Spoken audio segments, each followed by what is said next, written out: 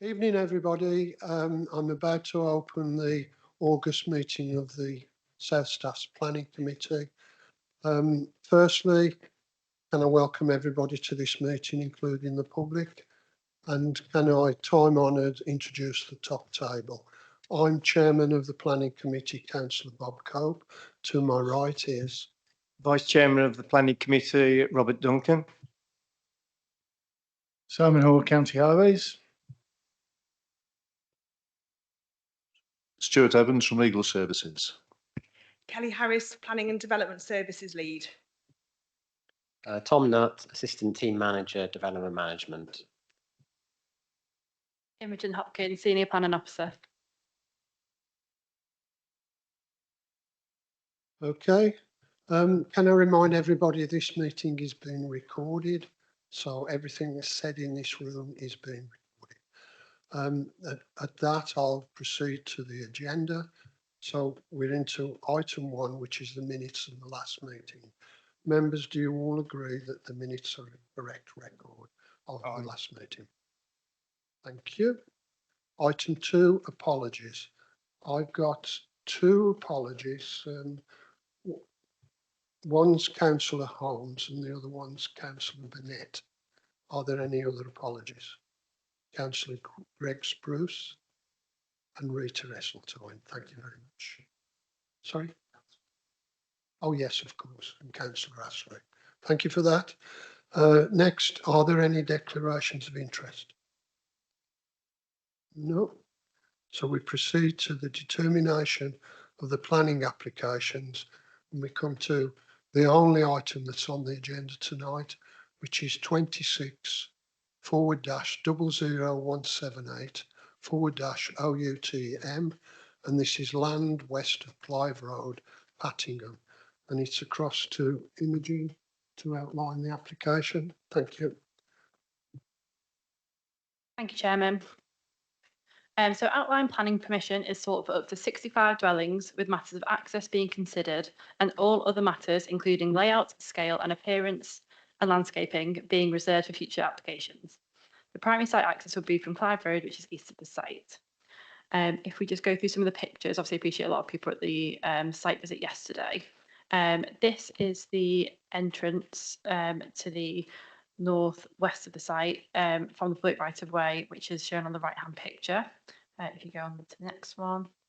So this is showing the field from the northwest corner. Next one, please, Tom. From the southwest corner, so that's looking towards Pattingham to the north. Next. From the other southeast corner, again, Pattingham's on the north there. Next one, please.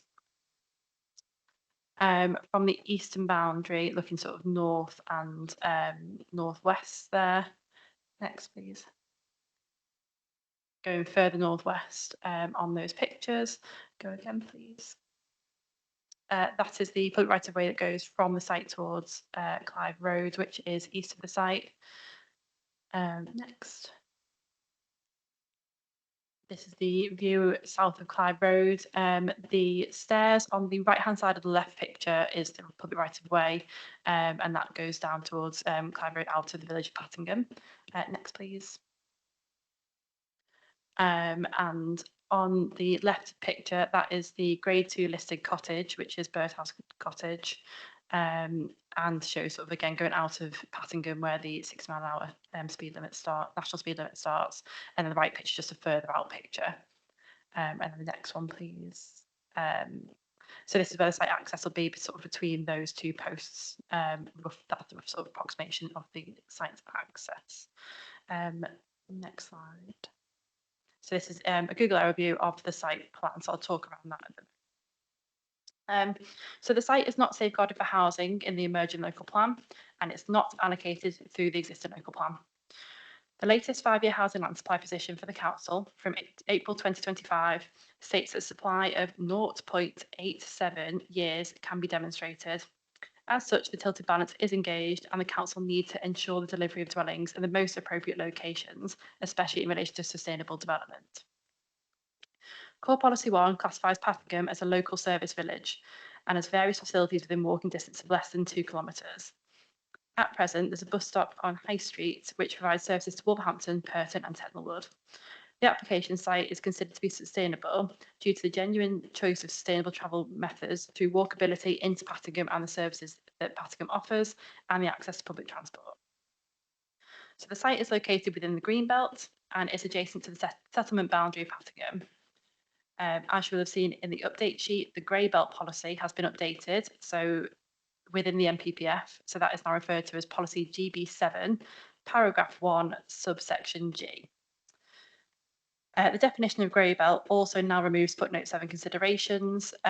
So while we had some debate on site yesterday about the impact on the heritage asset, that is now not a consideration in relation to grey belt specifically. The assessment of the application site remains the same, and the site comprises grey belt land and complies with the MPPF to be considered as not inappropriate development within the green belt. Staffordshire County Council, as the Highways Authority, have raised no objections to the proposal subject to conditions and Section 106 contributions to improve the existing bus stops, which will be beneficial to existing and proposed residents of Pattingham. The development has adequately demonstrated that mitigation can be provided that will result in an appropriate drainage strategy to mitigate the risk of flooding on site following consultation and amendments with the lead local flood authority over the course of the application. There's no objections from technical consultees such as the council's tree officer or ecologist. The ecologist is satisfied that biodiverse net gain can be achieved on site, and there is a Section 106 contribution to secure BNG monitoring. There are no objections raised from the County Council's education team, subject to a Section 106 contribution to mitigate high school and sixth form places. The NHS Integrated Care Board has assessed the application and does not consider that a contribution is needed to mitigate for the development. While residents have raised concerns about infrastructure, the statutory consultees consider there is capacity to accommodate the development within Pattingham and the wider area. Just in relation to heritage, the Birdhouse Cottage, as I said, is on the eastern boundary of the site, and that's the Grade 2 listed building. If we go on this one, yeah, the illustrative site plan shows the built form positioned approximately 50 metres away from the listed building. And the site plan we can see now is the parameters plan, which shows the 1.5 stories, up to 1.5 stories of development will be in the southeast corner of the site. So where that's that dark orange semicircle shape, that would be at a lower level, and the rest of the site would be up to 2 stories. So that's not a, with the up to 2 story, that could still include bungalows, but in that bottom corner, it'd be bungalows or sort of 1.5 dorm bungalows. So it'd be a lot smaller. So the council's conservation officer has reviewed the development and this plan and not raised any objections in relation to the listed building. So in addition to providing a significant contribution to the council's housing land supply, the proposal secures Section 106 contributions for 50% affordable housing, public open space provision, sports provision including grass and 3G football pitches, swimming and sports halls, along with the upgraded bus stops and the travel plan. The application site is positioned adjacent to the Pattingham development boundary, which is a sustainable location, adjacent to an existing residential area to the north and northeast. The proposal will deliver up to 65 homes, with 50% being affordable and various infrastructure. As you'll have seen in the update list, consideration has been given to the updated MPPF, and there's no substantive change that's come about through the updated MPPF. So the application is therefore recommended for approval, subject to conditions and a Section 106 agreement. So if you'd just like to get this as the plan. This is just the formal access plan that is proposed to be an approved plan as part of the conditions. So this shows the formal access on the left-hand side of the plan, where inside the red line. That's the vehicular access. There's a give-way that goes to the left, give-way to get out to the junction, another give-way for a crossing area, which is just a sort of an informal crossing that goes towards the north, and then the footpath is proposed to the eastern side, of Clive Road. Thank you, Chairman. Thank you, Imogen. Right, we have one speaker speaking against this application, which is Mr. Keith Mosley. Keith, would you go to the lectern, please?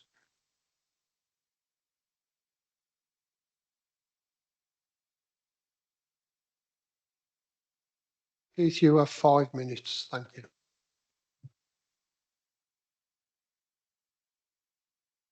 Thank you, Chair.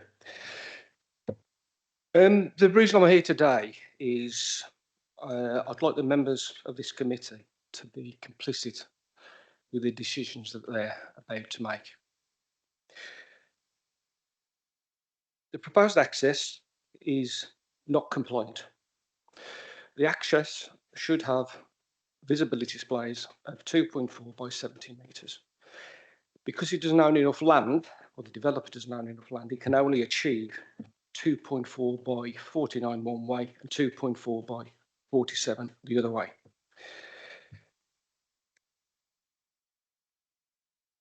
The proposed junction itself is only 20 metres away from the blind bend, which at the moment has a speed limit of 60 miles an hour.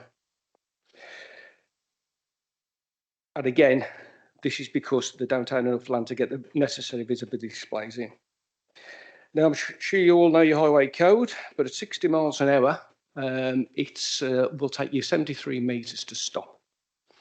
And that's in good weather conditions. At 50 miles an hour, it's 53. 40 miles an hour, 36, and 30 miles an hour, 23. Bearing in mind, the junction is only 20 metres away. Because the developer, again, doesn't own enough land on the development side of the site, he's having to propose a footpath going on the opposite side of the site, which in itself is going to create pedestrians going across that road at a similar point. The site will introduce up to about 300 traffic movements a day. This coming off a blind bend 20 metres away. Now, God forbid that there's an accident there, and really God forbid there's a fatality. And let's just hope if there is a fatality, it's not a child, because this junction is extremely dangerous and is inadequate with where it is sited. Now, I've made you aware of my feelings about the junction, so you now are aware of the situation on site. Now, if you think I'm anti-development, which I'm not, that's fair enough. If you think I'm exaggerating, which I'm not, that's fair enough as well. But I would ask you if you have any issues with this access and what it could convey in the future, I would respectfully request you defer your for a site visit with the highway officer to explain why he feels this is safe enough to be put there, just so you can make a decision with a good conscience. That's all from me.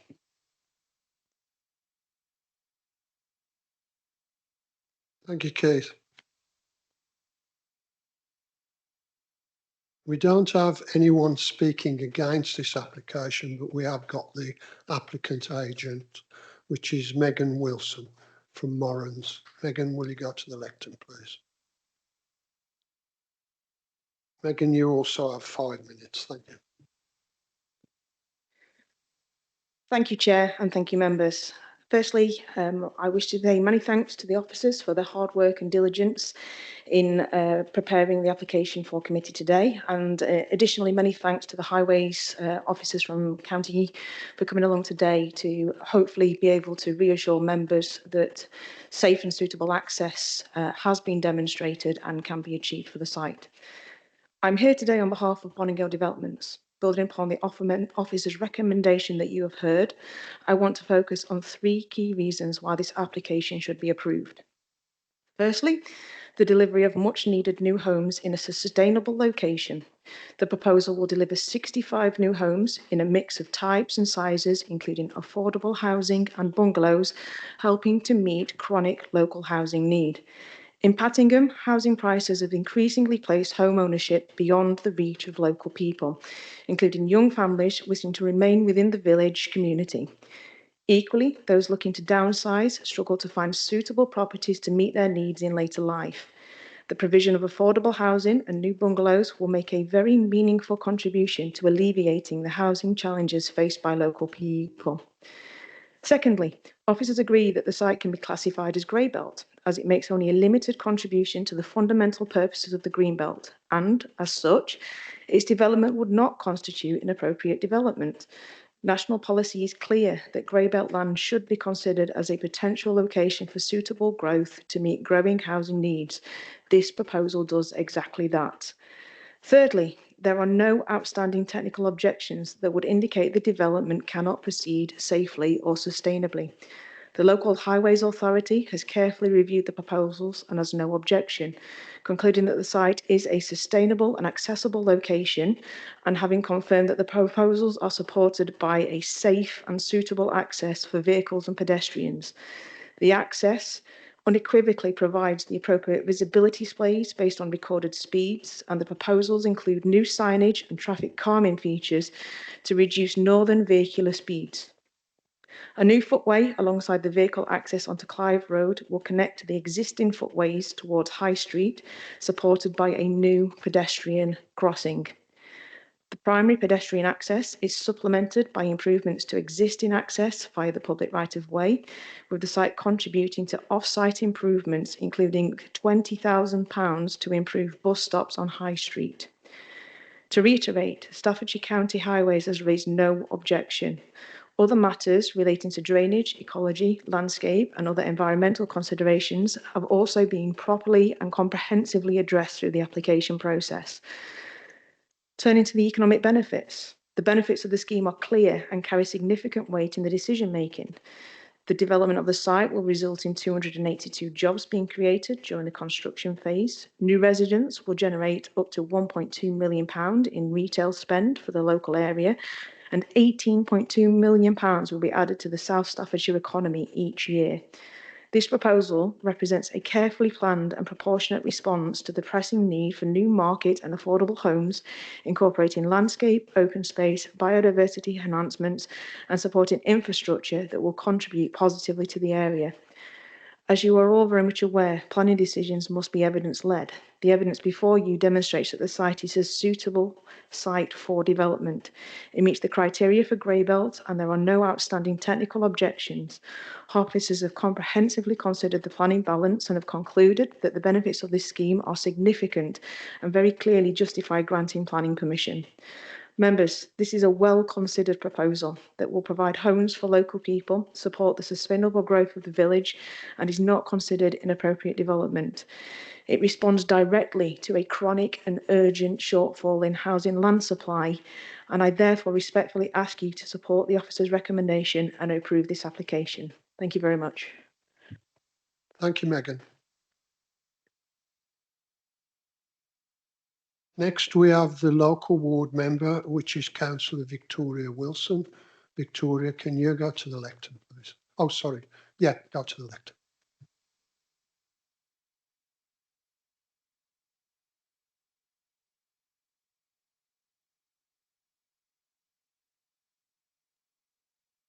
You have 5 minutes, Victoria, thanks.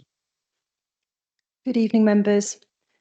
This site does not form part of the local plan.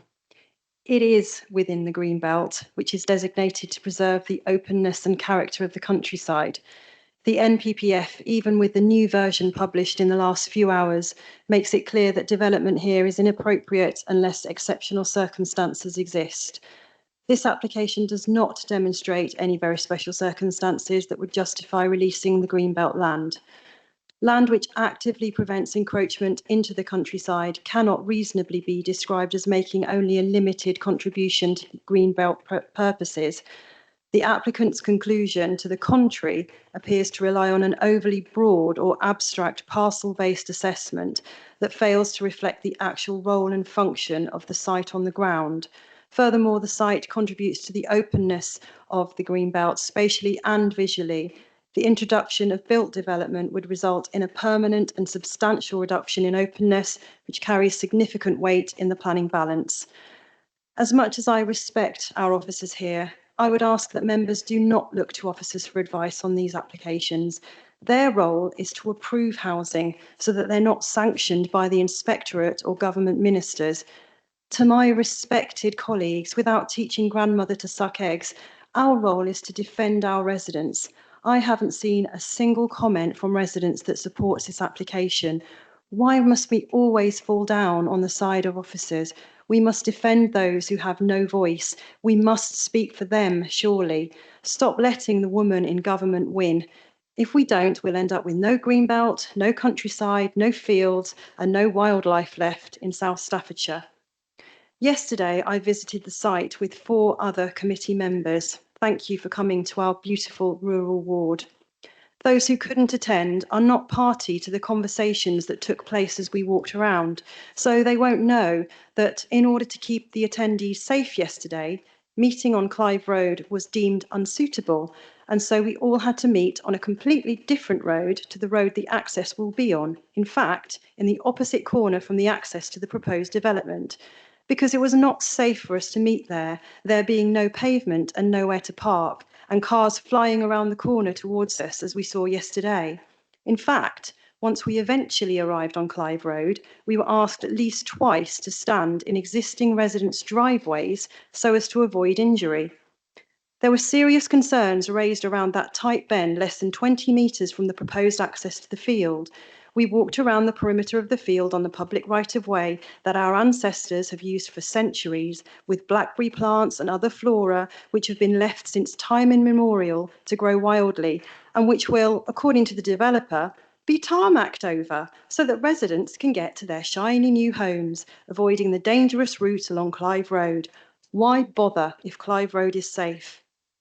Clive Road wouldn't be a safe road for access. The access has no pavement. But wait, just last night we received an email confirming that there will be a pavement built on the road, so pedestrians will be able to walk along it.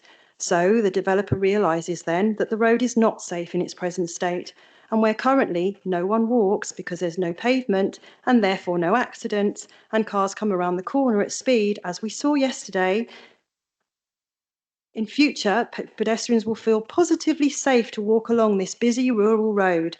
Such false confidence will they have as the next delivery van, tractor, or distracted parent comes driving round the corner, and not necessarily at speed. After all, there is a 30-mile-an-hour sign before the entrance. But as we all saw yesterday, even cars driving towards us at 30 miles an hour did feel very unpleasant, and there's no denying that. Now imagine your young child or grandchild pedalling furiously along on their little bike, concentrating on staying on the pavement and not wobbling over. Would you feel happy knowing they were blissfully unaware of oncoming vehicles, at best driving at 30, but more likely still grinding down through the gears and flying around the bend at 60, 50 or 40, with the lack of enforcement we know exists today? This application should be refused as it does not form part of the local plan, and it should be refused on safety grounds. At least, I implore that a motion be put to members of this committee to go back and get further clarification from our highways consultees. If not, I genuinely fear for the safety of residents of this development and for the residents of Pattingham. Thank you. Thank you, Victoria. Right, with the other local members, yourself, isn't it, Councillor Reid? So, do you wish to speak? Okay, thank you.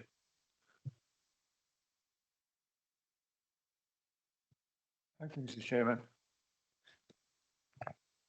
I, along with the other members of the committee who were able to attend, I would say that 90% of that visit was taken up with our concerns on that access. That was the topic of conversation. And I, today, have been thinking about it all day long.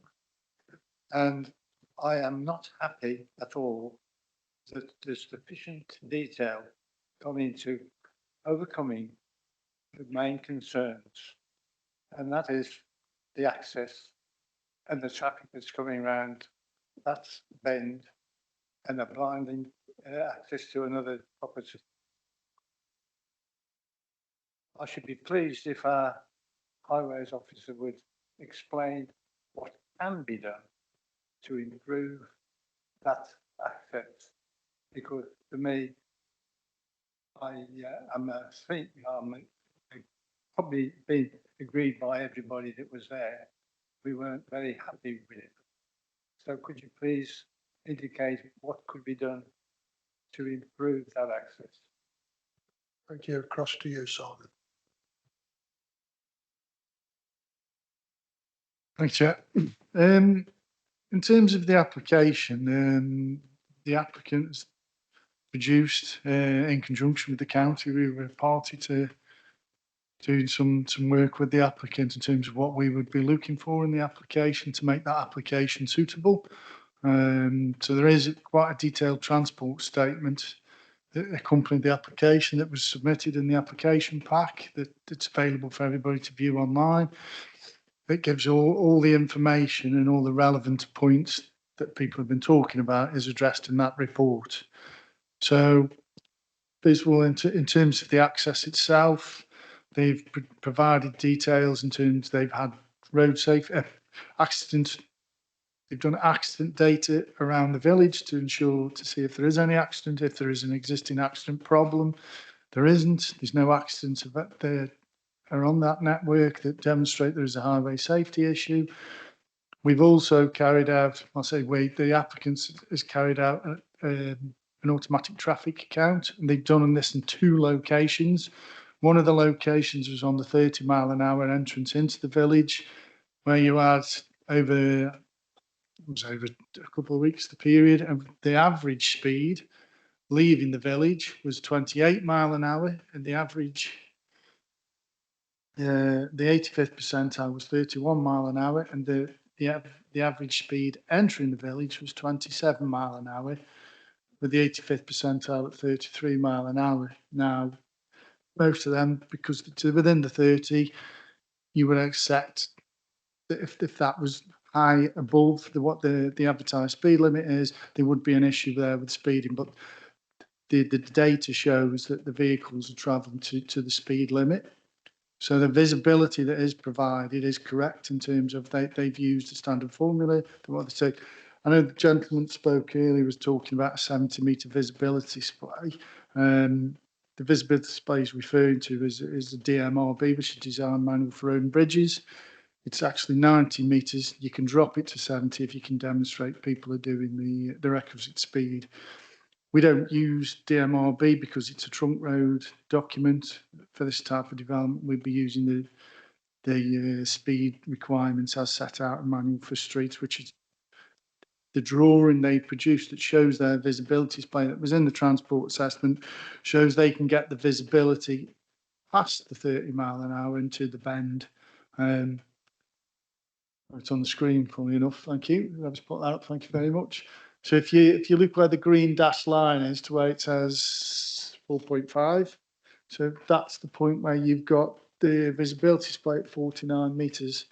So technically, because they're within the 30, they only need to provide 43 metres, but they've demonstrated they can get 49 metres, which was a prerequisite of the speeds from the ATC, which, as you can see on that drawing, is the pink line, which is the 30 mile an hour zone. The other thing to remember is we are also just after the access, as you can see in the drawing, they're providing a build out.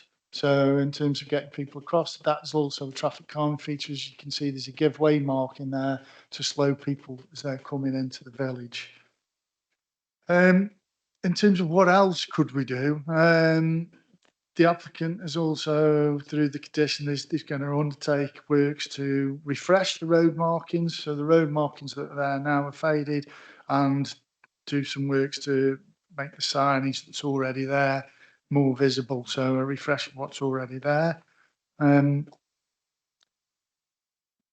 our point of view, that satisfies the criteria. I mean, obviously, if members feel that there's additional work to be done, you're going to have to sort of look at what the conditions are and try and amend those conditions personally, the work that they've done up to there is we find that's acceptable in terms of the mitigation for their development. So they've got the requisite visibility they need out the junction based on observed speeds, even if you take the higher 85th percentile, which we'd work to. And on top of that, we are providing an additional traffic calming feature with that build out just to the north of the access. In terms of what else could you do, you could look at some advanced signage as you're entering the village. Potentially, there could be something that could be looked at as part of the off-site highway works, but obviously we'd need to go back to the applicant because that's not currently within the application that's been submitted. Thank you for that. Do you want to come back, Councillor Reid? Thank you very much for your explanations. I must say that I'm not interested in the past and the records of accidents, etc. I'm more interested in the potential of the future. That's why I'm concerned. Thank you. Thank you. Any more speakers? Councillor Chapman. Thank you, Chair. I know Pattingham well. My first child was born there. I know Clive Road very well, walking up and down there with my pram. I know Pattingham very well. Okay. The land is formally designated Greenbelt with full policy protection. The site is active, high grade 1 agricultural land, contributing positively to the openness of the rural landscape. The National Planning Policy Framework is clear that the Greenbelt exists to prevent urban sprawl, safeguard the countryside from encroachment, and preserve the character of rural villages. So, this development conflicts directly with these aims.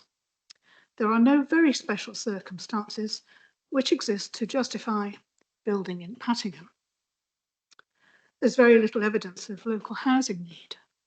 In fact, I'd like to say, just an aside, no guarantee that the affordable housing will go to local people. No guarantee. So several smaller village homes have been on the market over the last year, many taking longer than average to sell. So this clearly indicates there's no shortage of suitable housing. There's no unmet demand for smaller or affordable properties, and no justification for building on protected land. Protected land. This scheme is developer-led, not need-led, and therefore cannot be justified as sustainable development. There's no exceptional design or community benefit. The proposal does not demonstrate any exceptional architectural design, any respect for rural character, any environmental enhancement, or any meaningful benefit to the community. Pattingham does not lack community or recreational facilities. The village already benefits from a well-used village hall, a large park, tennis courts, skate park, children's play area, and football pitches. This development would not provide facilities that the village needs. So road safety risks on Clive Road. Clive Road is a single-track country lane with no pavements near the proposer's development, limited passing places, and restricted visibility off the bend. Introducing a residential development with access from this road will worsen existing hazards, including increased traffic, more conflict between vehicles, pedestrians, cyclists, and may I say, horse riders, safety risks on bends and narrow sections, obstruction and delay for emergency vehicles, and damage to verges and rural character. This access point is fundamentally unsafe and cannot be mitigated without altering the nature of the lane itself. Nearly finished, Chair. Transport and sustainability concerns. So, Pattingham is a rural village with limited public transport, no railway station, and a high reliance on private cars. It has no doctor's surgery. It has a creaking sewage system, which is unlikely to be able to accommodate more housing development. The area witnesses frequent flooding in Clive Road, where water cascades from the field, resulting in a manhole cover being lifted.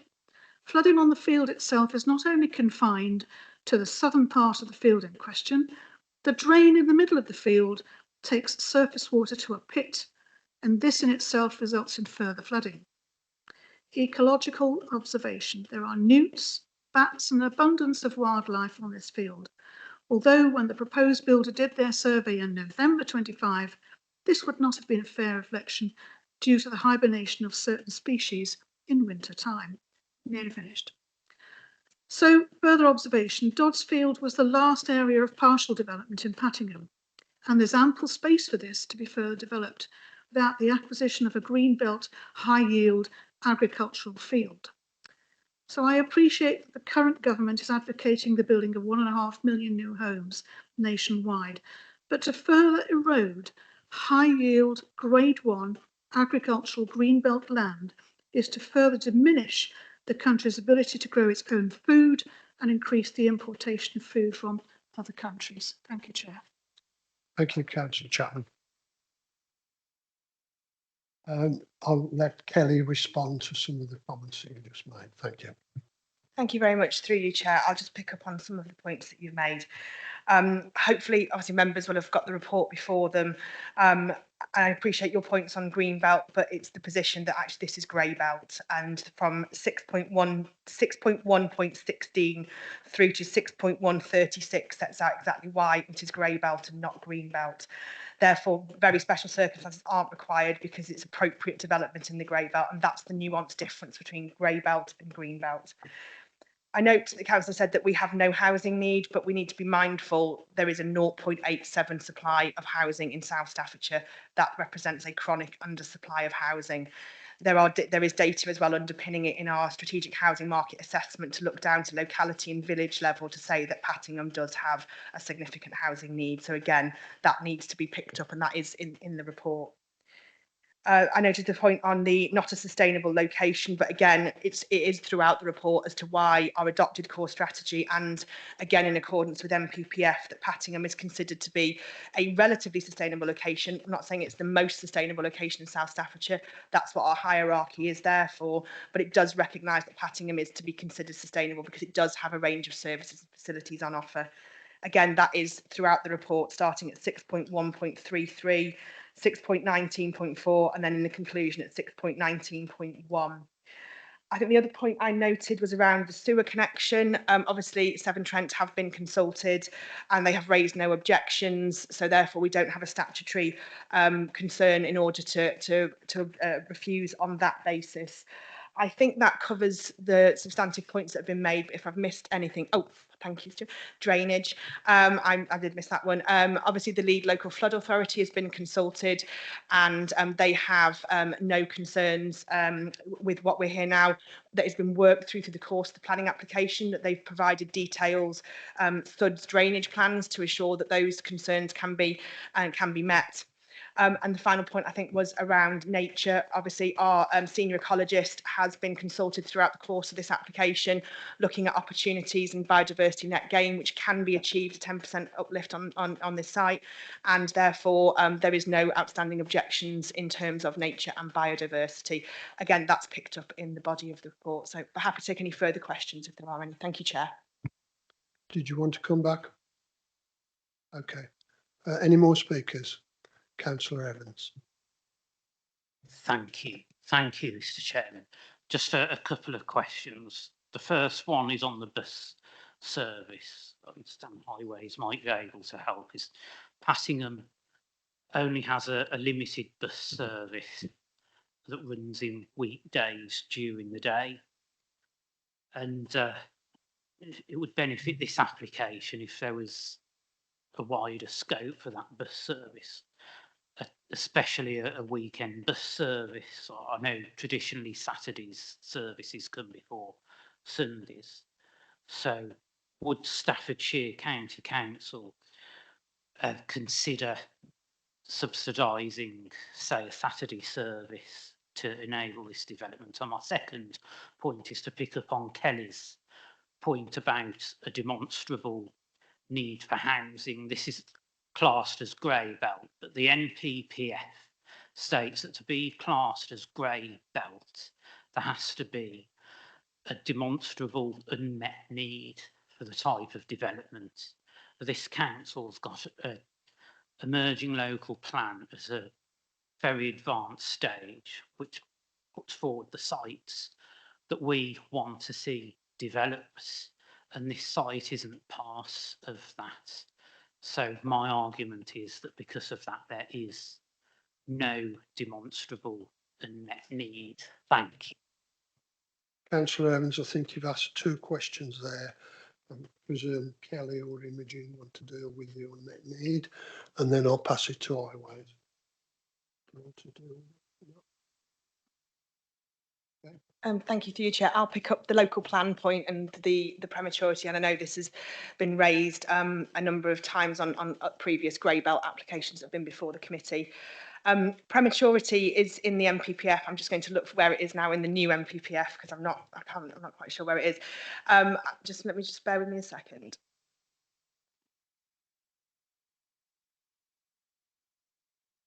Yeah, so I've now found it. It's under the new policy DM4, which is page 19 of the most recent MPPF. And it talks about development proposals should not be refused on the grounds of being premature other than in limited circumstances where, and there's 2 points to it, the development proposed is so substantial or cumulative effect alongside other development proposals would be so significant that to grant permission would undermine the plan making process by predetermining decisions about the scale, location or phasing of new developments. And it goes on from there. Ultimately, we're talking about a scheme for 65 homes in the grey belt against a 0.87 year supply. And that's what the decision-making framework is for this evening. It is my position as an officer of the council that a scheme for 65 homes in Pattingham does not undermine the integrity of the local plan that's at examination at the moment to warrant it being refused on those grounds. And I think that's the position hopefully I've expressed in previous considerations. I'm happy to hand over to Simon about the bus, but I know Imi may have some comments as well. So I'll go Simon first, if that's okay. Thank you, Chair. Okay, to Imogen, yeah. Simon, sorry. Thank you, Chair. In terms of the application itself, we run it past our passenger transport people, and they were happy that the bus service in Pattingham is acceptable for what it is. Take your point about Saturday. However, I think a lot of applications, how we assess them, needs to be give you a viable alternative to get to and from work and places like that. So it provides an alternative to the private car. In terms of the weekend, yeah, it would be nice, but we've had nothing back from our passenger transport people requesting that. So they're happy that the service does meet the standards of what we would be expecting. And so, sorry, you did say, would we subsidise it? My understanding is there wouldn't be any subsidy from the county. There's been no request from them. Whether they would do through the bus subsidy grant, I doubt it, to be perfectly honest. Do you want to come back? No. Any more speakers? Councillor David. Thank you, Mr. Chairman. A couple of points. On what Councillor Chapman said about the properties there, I believe that there was a development of affordable homes in 2015, and in 2025, 2 of these houses came onto the market. One of them is still for sale. Hasn't been sold yet since last year. That tells me something. That's number one.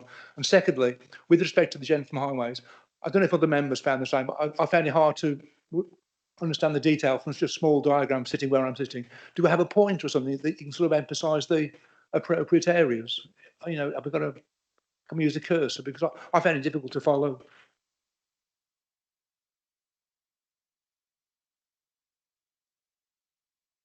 That is the diagram. Yeah.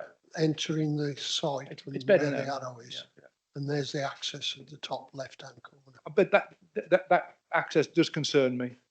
Yeah, I think on the site visit it did concern quite a few members. I'm waiting to see whether any other members pick that up. Okay. Because the highway officer has said that if we do wish to defer about advanced signage, which would mean further back See, the 30 mile an hour is where the bend is. If you come in further back below there, you could put advanced signage of 30 mile an hour. But the highway officer said earlier on, we'd have to talk to the applicant to agree to that. So that's the direction in my mind as regards to the highway safety. So the developer is putting new markings on there, but highways tonight can't grant that. They'd have to talk to the applicant, but I'm probably saying too much. I'll hand back to Kelly. Thank you, through your chair. I'll pick up the point on the shared ownership. There we go. I'll pick up on the shared ownership unit. The scheme you're referring to is a rural exception site, which is governed by different policies and requirements. You're quite right, there is a shared ownership unit that's for sale there, but because it's owned by the housing association with very strict local connection criteria, there has to be a very specific end purchaser of it to make sure they are local and have local connections into the community. And so we're aware of that, and we've been working with Housing Plus on it, and we don't have concerns that there aren't people available for it. There's just a process that needs to be gone through because there is the local connection criteria to that scheme. In terms of the concerns that members raised both on the site visit yesterday and what Simon has actually articulated this evening around what the technical evidence says, that what is proposed is acceptable, bearing in mind what members have said this evening, it may be worth considering an opportunity, and having spoken to Simon briefly before, that we could consider looking, excuse me, consider an additional condition to go into the permission that requires further investigation of the speeds along Clive Road and whether it could be brought further back down Clive Road, as well as a range of other traffic calming measures. What I'm mindful of, members, is the decision to change speed limits and traffic calming is not a planning matter. It's done through the traffic regulation order process, which is outside of the planning process. And given what Simon has said about the highway's position and the data being that what is before you is acceptable in planning terms, we would be struggling to put a condition on the specifically said we want the 30 zone moving further out or additional, because there's no evidence to support that. But what we can consider doing is to include a condition that says to investigate additional traffic calming measures on Clive Road, to include reduced speeds further down Clive Road and any other additional traffic calming measures subject to the TRO process. That's the key bit, is that we couldn't insist on it because we don't have the requirement, but we could investigate it. And because ultimately, if we were members were this minded this evening to say they wanted the speed limit to go 40 metres further down Clive Road, if it went through the traffic regulation order process, which will then look at the evidence Simon has referred to, it will be declined. So what we need to do is make sure that we investigate all opportunities to ensure that there's an opportunity. If there is one, we can explore it. And members, I would be minded to consider putting a condition of similar wording if that would appease what I knew was some real genuine concerns on site yesterday. So, Chair, that would be my suggestion. And I am aware from looking to the back of the room that the applicants would be acceptable with such an additional condition going in. Thank you, Chair. That's very helpful, but I'm back to speakers. Councillor Reid. I thought you wished to speak. No? No. No, I'm very warm and pleased to have had that opportunity to further investigate without saying no. The worst possible scenario for us would be to refuse it, and it's out of our hands completely.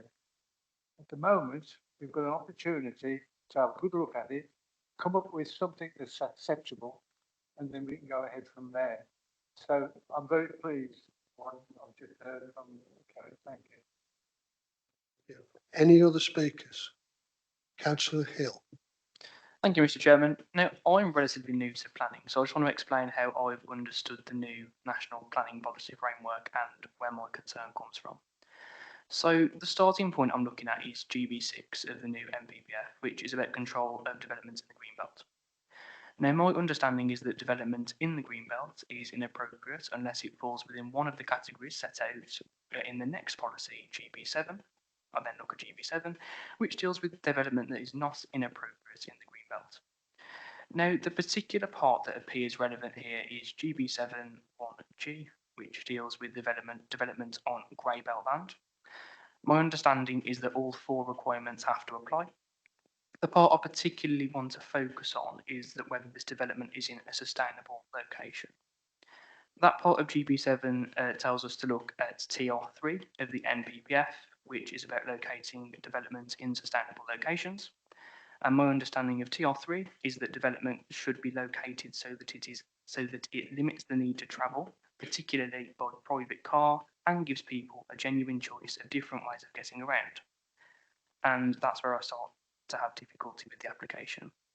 So in practical terms, if 65 families move onto the site, how are they realistically going to get to work, secondary school, healthcare, shops and other services without a car? We have the number 10 bus service, but there are concerns about the level of service available. I note the report says there is a £20,000 contribution for improvement to the bus stops. As I understand, that doesn't provide additional buses, it doesn't extend the operating hours which end at 6:15, and it does not increase the frequency and does not provide additional destinations other than Wolverhampton. So the wording of TR3 is, are future residents genuinely being given a choice of transport modes, or are they realistically going to be heavily dependent on their cars? That is important in South Staffordshire because there are relatively limited employment opportunities within the district, so many residents have to travel elsewhere for work, in this case Wolverhampton. I also think that it is relevant to look at how the council itself describes Passingham. It is described as a Tier 3 development, which has a smaller range of services and facilities, and are intended to receive a lesser level. It also says that growth in these smaller rural settlements is envisaged through suitable allocations. This site is not an allocated housing site. I'm not saying that that automatically means development cannot take place here, but I do think it is important context when we are being asked to decide whether this particular site is a suitable location for 65 additional homes. I also looked at the council's sustainability appraisal for the local plan review.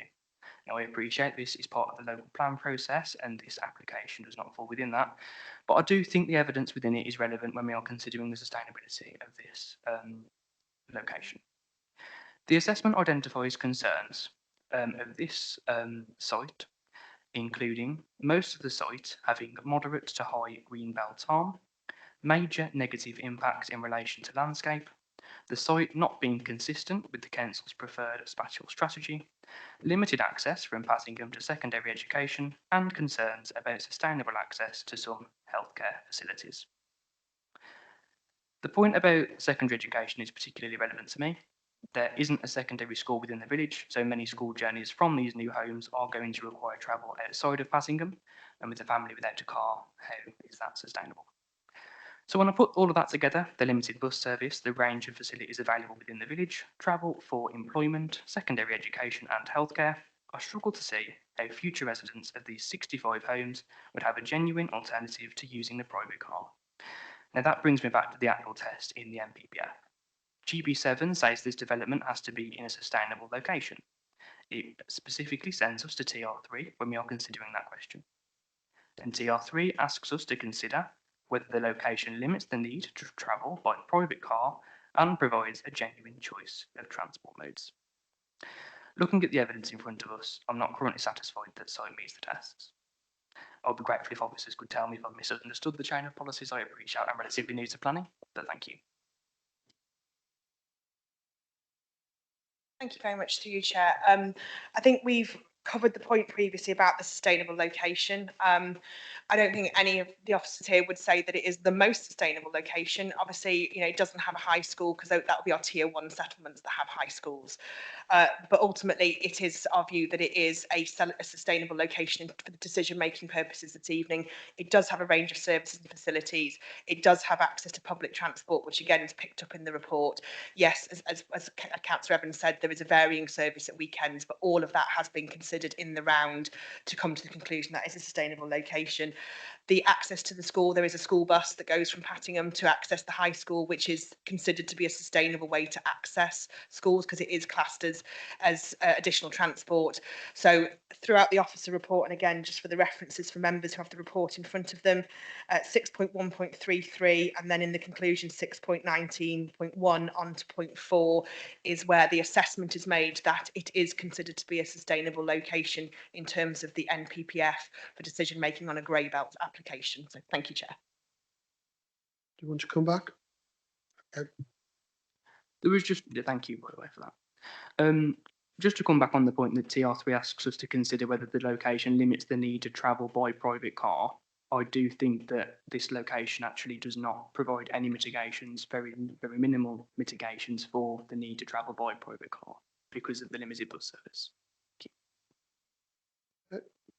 you want to come back? Just to confirm, there is a travel plan conditioned as well, where all the access to non-private car would be set out as well. Thank you. Okay. Sam Harper-Wallace. Thank you, Chair.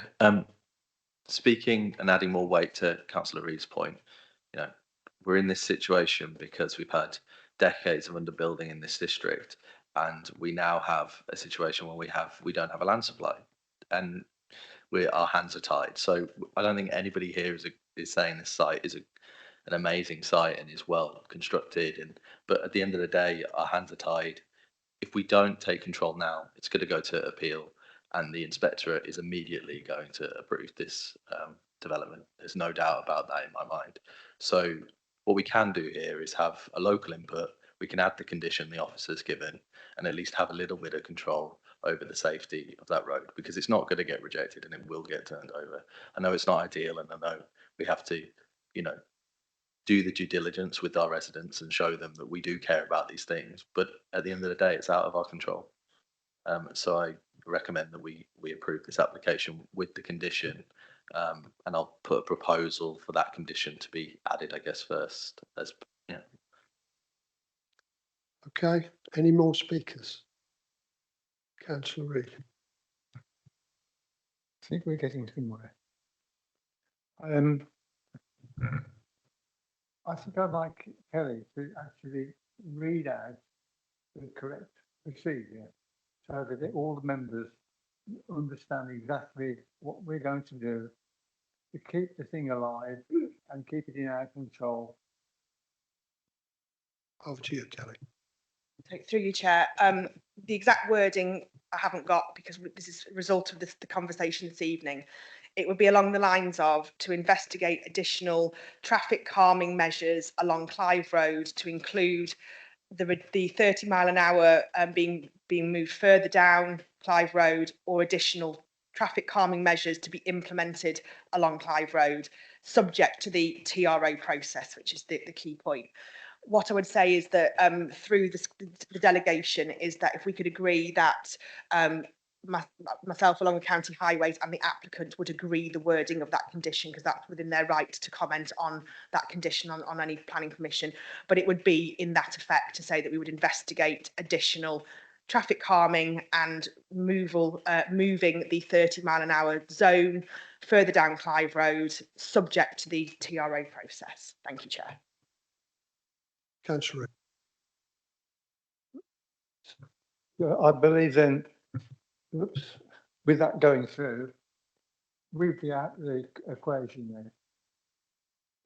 We would be out of it. We won't be taking part in any discussions on whether we're happy or not with the condition that's been.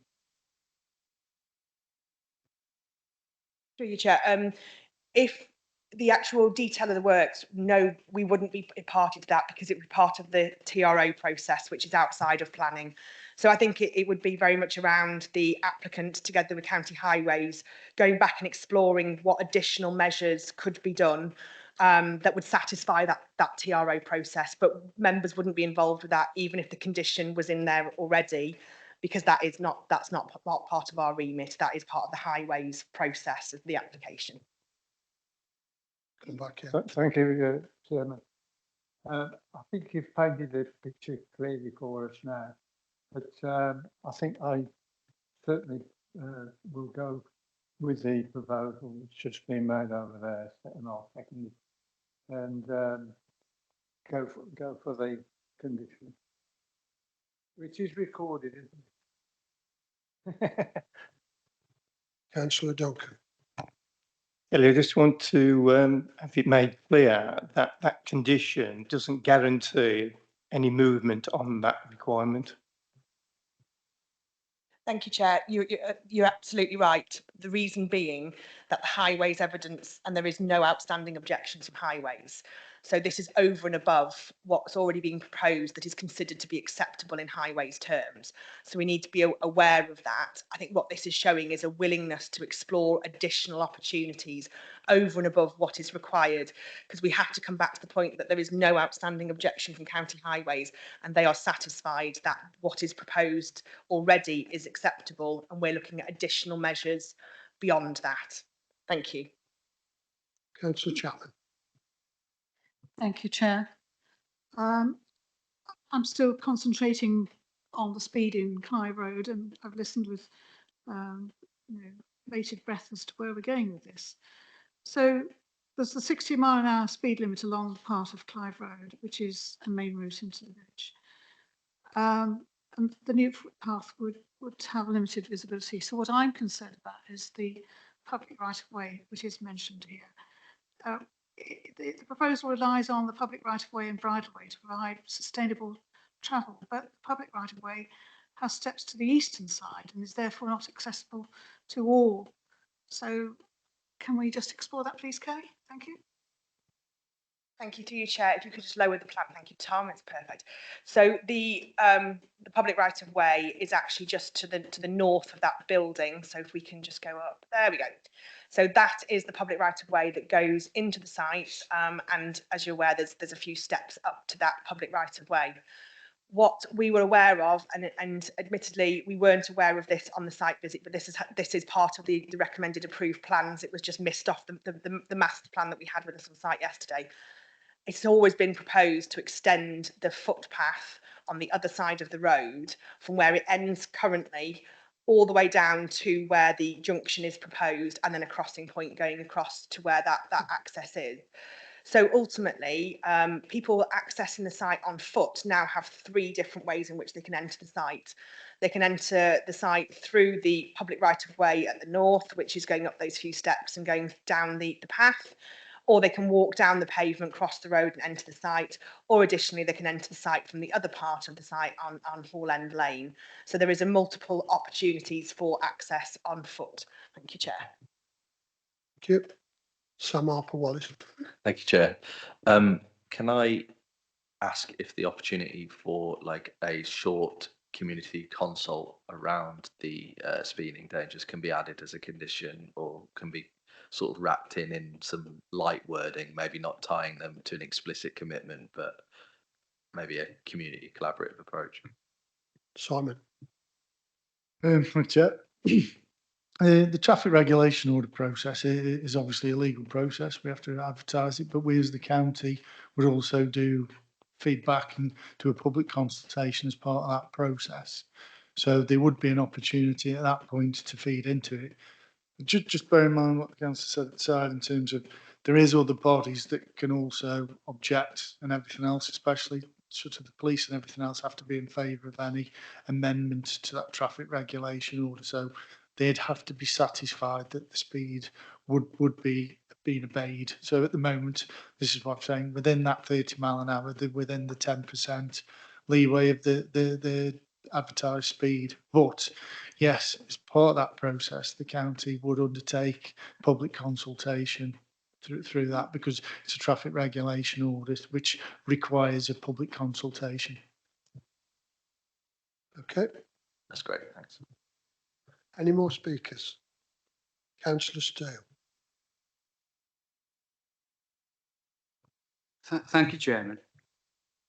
It's most unfortunate that only 5 of us went on the site visit yesterday, because I can assure the other 7 members here tonight, if they'd have gone, they'd have seen what we saw. I specifically asked a question on the site visit regarding this footpath. We didn't have that plan yesterday to hand. because I said, well, surely people are going to walk down this road without a footpath, irrespective of whether there's other access for pedestrians, you know, and we were told, well, there'll be no pedestrian access. So I think that's a procedural point. And I was actually, having listened to the first gentleman who spoke regarding 60 mile an hour within, I think he was being a bit disingenuous when he said 20 metres. I paced it out at about 30 metres because we didn't have any other information. And as regards county highways saying there's no accident data at that point, well, there won't be because it's not built yet. So you haven't got the additional 65 potential families moving in and out in that dangerous position. So obviously it's not a strong enough reason to vote against the application, but I actually feel that we ought to be deferring this for another site visit with, so that everybody can see it, and with that relevant map at the time, because there was confusion about where the footpath ended. And you can't deny that, because I haven't got a clue. If I'd have seen that yesterday, I would have been able to work out exactly what it is. In fact, I think Councillor Duncan and I had a discussion about a footpath on the other side. What would happen? I said, oh, it'd probably cost a fortune. Well, now that's irrelevant, but that's backing up my view of what happened yesterday. So I would like to propose that we defer this application for another site visit armed with all the correct information. Can you spell out exactly why we're deferring? Because the footpath, you're quite right, we didn't know about that yesterday, but it has been pointed out to us tonight. So the other issue is the highways. So can you spell out exactly what we're deferring it to look at? Because bear in mind, that's why we've introduced the condition. So spell out to members exactly why they're wishing to defer it. Thank you. Well, because the decision on the application should be us, not anybody else. It should be the planning committee. Now, if we had more information and correct information and could see exactly where this footpath and the new site entrance would be, I think we'd be in a better position. It's as simple as that. But I haven't got a planning reason. It's like I said, it was procedural. We weren't armed with all the correct information yesterday. Stuart. I'm just listening to, through you, Chair, I'm just listening to the comments about the potentiality for a further site visit. My advice to committee would be that a further site visit is not justified. You make reference to a procedural issue, but you do now have all of the information before you. It's on the board up there. You have all the planning and highways information before you to actually make a proper decision. So evidentially, I don't feel that a site visit is justified in the circumstances, and there's no good reason for a site visit. Thank you. Nevertheless, I've had a proposal to defer. Do I have a seconder for that proposal? No? Oh, seconder, Councillor Chapman. So we do have the, so I'll put that to the vote. All those in favour of deferral, please show.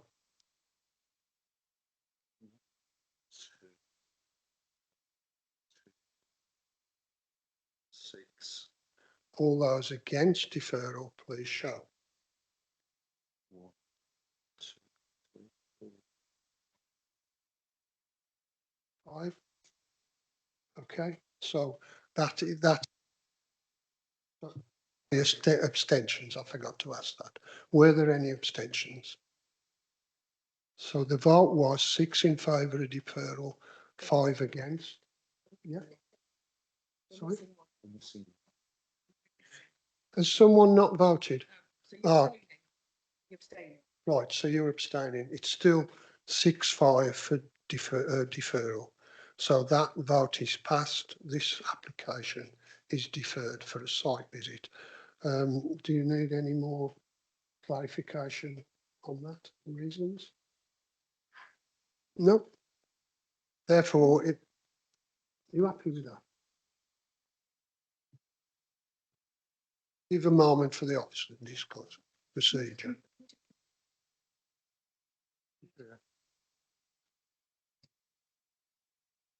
I'm sorry, I'm just abstaining. You're abstaining. Right. So it's, as I said, it's 6 for deferral, 5 against and 1 abstention. So our application is deferred. Yeah. Can we, Just double checking the reasons. can we just, So if we can, we just need to have some clear reasons for deferral, given that it's the position that you do have all the information before you. So it's just to be really clear what the site visit, what do you want, any additional information in order to make an informed decision? Well, the reason for the site visit was to have a look at the actual, what was actually planned. And we didn't have all the information shown to us. I can't be any clearer than that. It's not a planning reason. I drove all the way from one side of South Staffs to the other to attend the site meeting. I'll have to think about it in future, if that's the case. Want to comment? Yeah, exactly. We're going again to the site to look at the footpath and to look at what we consider is dangerous on the bend, and that's what we're looking at. But on this occasion, if it's okay with highways officers, we'd expect highways officers to be there. Are you happy with that?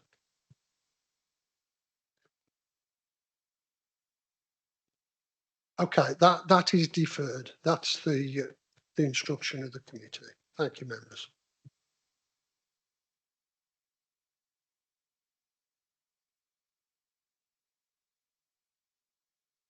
Chair, do you mind if I leave? I've got another meeting I should have been at. I do apologise to the meeting. Members, I was going to continue with a question and answer, but I think I'll leave it this occasion. But we'll close the meeting. Thank you very much, members. Thank you.